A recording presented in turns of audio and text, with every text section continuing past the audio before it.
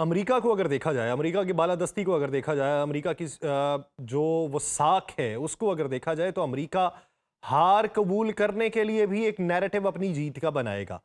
आप क्या समझते हैं कि इस पूरी जंग के अंदर जहां पे उसके फ़ज़ाई दिफाई निज़ाम के ऊपर सवाल उठाए जाने लगे, जहां पे ख़ित्ते में उन इत्तहादी ममालिक में जहां पे डिफेंस सिस्टम लगाए गए थे वहां से उठा के आपको इसराइल भिजवाया जाने लगा, जहां पे आपके ख़ित्ते के अंदर मौजूद ताकत का इस्तारा बने हुए फौजी अड्डे जो हैं वो महफूज दिखाई ना दे रहे हों, जहां पे आपके तैयारे जो हैं वो गिरे हुए हों, जहां पे आपके फौजी जो हैं वो जख्मी हुए हों, जहां पे आपको ये मानना पड़े कि दुनिया का सबसे बड़ा तैयारा बरदार बहरी जहाज जो था वो 17 मुख्तलिफ जावियों से अटैक होने के बाद बैकफिट पे गया है। तो फिर ऐसी सूरत हाल में अमेरिका को एक नैरेटिव चाहिए जीत का, वो चाहे हमला करके उससे मिले, या चाहे पसे पर्दा मिले, या चाहे कोई और रास्ता इख्तियार करके। ईरान को क्या लगता है कि अमेरिका जंग कब रोकेगा? ईरान को मेरे ख्याल में फिक्र नहीं है कि अमेरिका जंग कब रोकेगा। अमेरिका ने तो कहा कि 48 आवर्स आप सीज फायर कर लो, और अमेरिका तो कह रहा है कि आप हमारे साथ पीस टॉक्स कर लो, आप हमारे साथ आके बैठ जाओ। ईरान कह रहा है कि जब जब आप चाहो मारो, जब आप चाहो रुको, ऐसा नहीं हो सकता। हम ये जंग अपने टर्म्स पे, ईरान कहता, खत्म करेंगे। और देखें, मेरे ख्याल में जब तक बेसिस खाली नहीं होना शुरू होते यूनाइटेड स्टेट्स के, तब तक ईरान अपने अटैक्स नहीं रोकेगा। अमेरिका अटैक्स रोके या ना रोके ये अलग बात है, लेकिन ईरान तब तक नहीं रोकेगा जब तक जो है वो अमेरिका अपने बेसिस को। इसका मतलब क्या? इसका मतलब ये है कि अगर अमेरिका रुक भी जाए, मेरे ख्याल में, मेरे नजदीक, अगर अमेरिका रुक भी जाता है हमले करना, तो ईरान फिर भी ये जो बेसिस है ना, इनके ऊपर हिट करेगा और इसराइल के ऊपर हिट करेगा।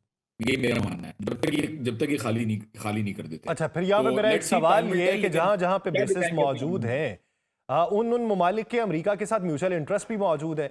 हमें ये मालूम है कि ट्रिलियन डॉलर्स की इन्वेस्टमेंट के वादे भी हैं। तो अगर वहां से अमेरिका इनखला करता है, तो अमेरिका के वो ट्रिलियन डॉलर्स जो हैं वो भी खतरे में पड़ेंगे। फिर उन ममालिक को जो इतना पैसा अमेरिका में इन्वेस्ट कर चुके हैं, उन्हें भी ये खदशा होगा कि हमारे पैसे का मुस्तकबिल क्या होगा। तो फिर ये मुमकिनात में कैसे दिखाई देता है?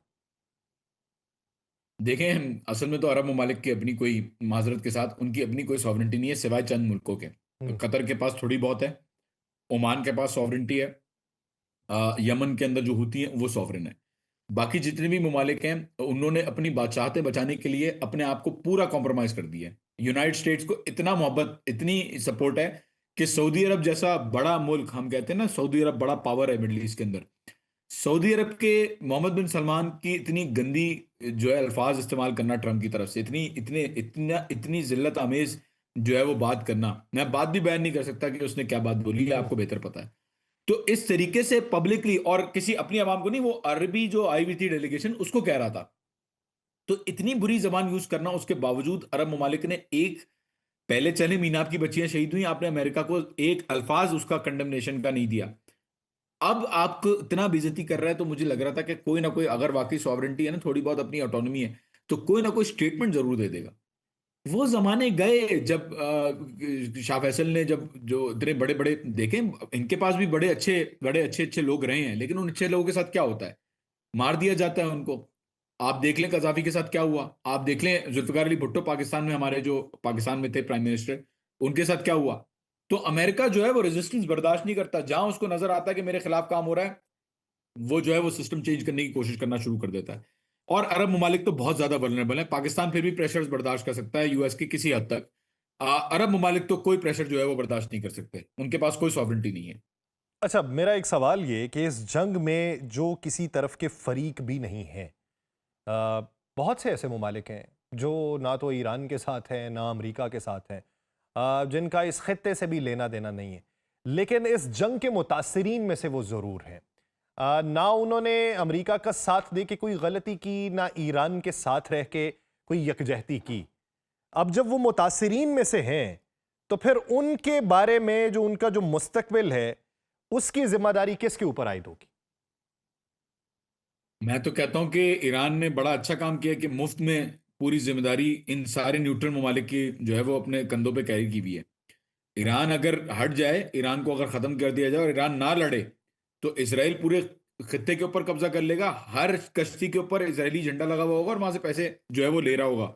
देखें, बड़ी यहाँ पे ईरान ने बड़ा फेवर किया है। इस वक्त सबसे ज्यादा नुकसान ईरान सह रहा है किस हम्म। जंग में?